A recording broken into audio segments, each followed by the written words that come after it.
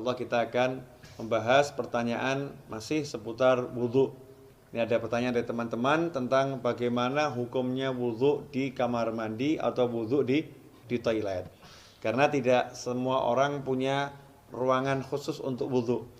Dan memang anehnya kita ini ya.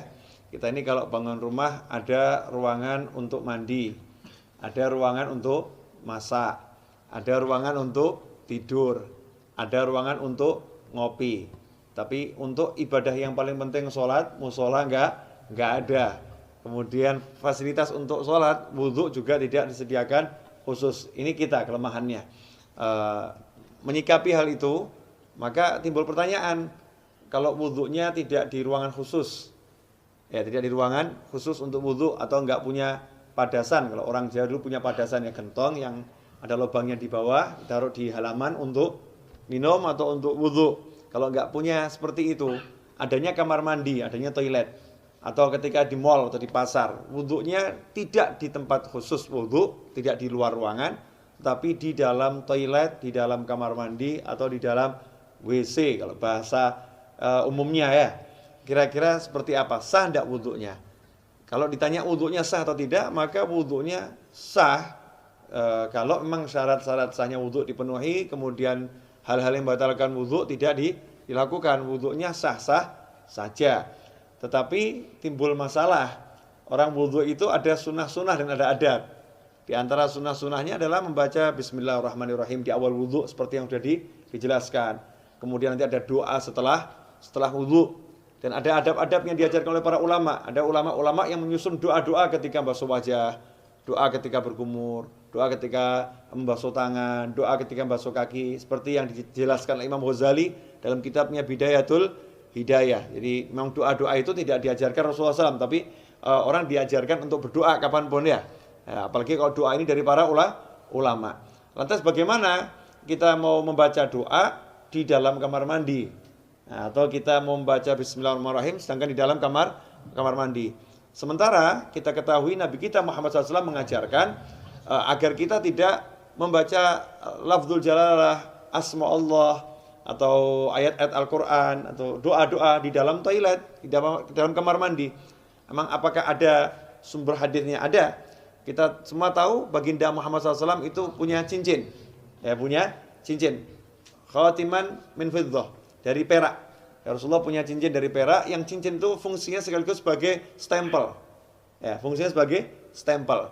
Dulu Rasulullah SAW tidak punya cincin, tidak punya stempel.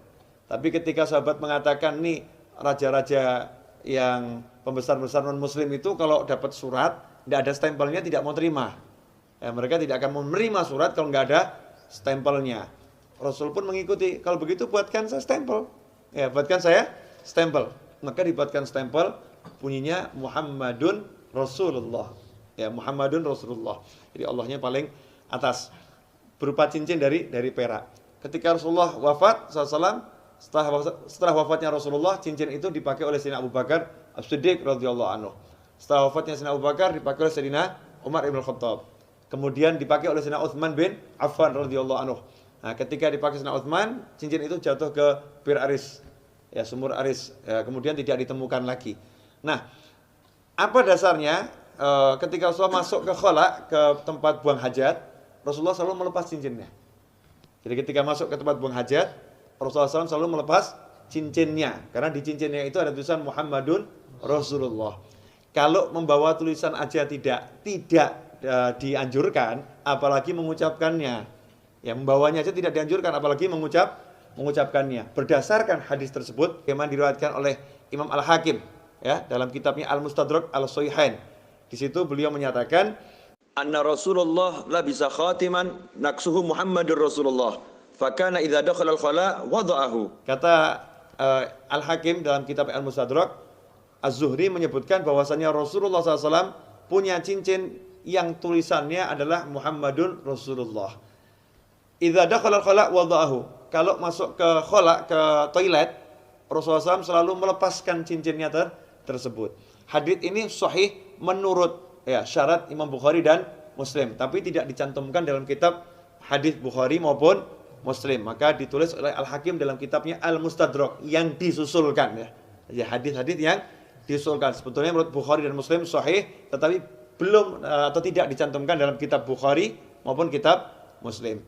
Nah, hadis ini menunjukkan memang kalau masuk kamar mandi jangan bawa tulisan yang mengandung nama Allah atau nama Rasulullah Shallallahu Alaihi Wasallam. Dari sini ulama kemudian mengambil kesimpulan kalau membawa tulisan nggak boleh, apalagi membacanya. Bukan haram ya, tidak boleh dalam arti tidak beradab atau kurang sopan.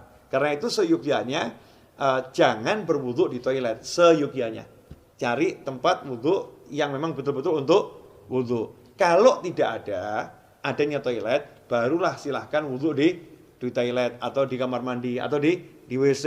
Tapi kalau wudu di kamar mandi, toilet atau WC, jaga adabnya. Apa adabnya itu?